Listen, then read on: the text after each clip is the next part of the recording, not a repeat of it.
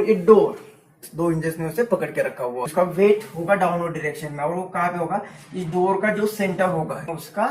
Hinges, मतलब ये hinges क्या करेगी, यहाँ पे ये फोर्स अप्लाई करेगी। लेट्स से यहाँ पे होगा F2। तो पता चला कि F1 plus F2 is equal to mg। अब ये डोर की ये दो हिंजेस, ये हिंजेस निकाल दिया अगर हमने, तो क्या होगा, ये इस डायरेक्शन में आ रहा है, इसे नहीं आने देना है तो करना पड़ेगा, इस डायरेक्शन में फोर्स अप्लाई करना पड़ेगा। ये जो हिंजेस है इस डायरेक्शन में भी फोर्स अप्लाई कर रही है, और इस सरफेस का एक फोर्स, तो ये नॉर्मल फोर्स होगा। सपोज ये हिंजेस नहीं होती और सिर्फ यहाँ पे होती तो क्या हो जाता, देखो इस डायरेक्शन में जा रहा है, तो इस डायरेक्शन में नहीं जाने देना है तो क्या करना पड़ेगा, हिंजेस को इसके डायरेक्शन में, इस डायरेक्शन में तो इसे कहेंगे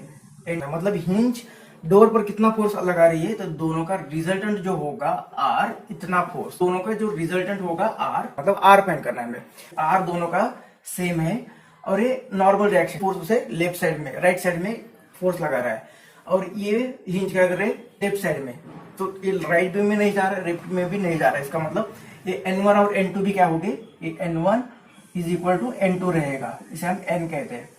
अब ये रिजल्टेंट फोर्स R तो दोनों का सेम ही है, इसका मतलब ये जो F1 और F2 भी आएंगे, R भी क्या है, सेम ही है, इसका मतलब क्या, देयरफॉर हम बोल सकते हैं कि F1 और F2 भी क्या होगा, इक्वल ही होगा। तो ये R फाइंड करना है, तो रिजल्टेंट फोर्स क्या आएगा, N² प्लस F²। F1 और F2 दोनों इक्वल है, तो ये हम लिख सकते हैं F plus F is equal to mg, और इसका वेट दिया है 8, तो ये F कितना आएगा, इसे 2 से डिवाइड करेंगे, 4g की वैल्यू 10 लेते हैं तो ये आएगा, मतलब n भी फाइंड करना है। एक ऐसे क्लॉकवाइज और एंटी क्लॉकवाइज मूवमेंट हम कंपेयर करेंगे। इसके अबाउट एक डोर अभी रोटेट होगा क्लॉकवाइज एंड एंटी क्लॉकवाइज। जी क्या करेगा, उसे क्लॉकवाइज डायरेक्शन में रोटेट कर रहा है, क्लॉकवाइज आ रहा है, N2 क्या करेगा, इस डोर को यहाँ पे एंटी क्लॉकवाइज केस में, तो ये परपेंडिकुलर डिस्टेंस, तो फोर्स तो डोर की विड्थ दी हमें 1.5 फीट, मतलब ये आधा डिस्टेंस होगा, वो लिख देते 1.5 का half is equal to anti clockwise को ना भी a normal reaction a n,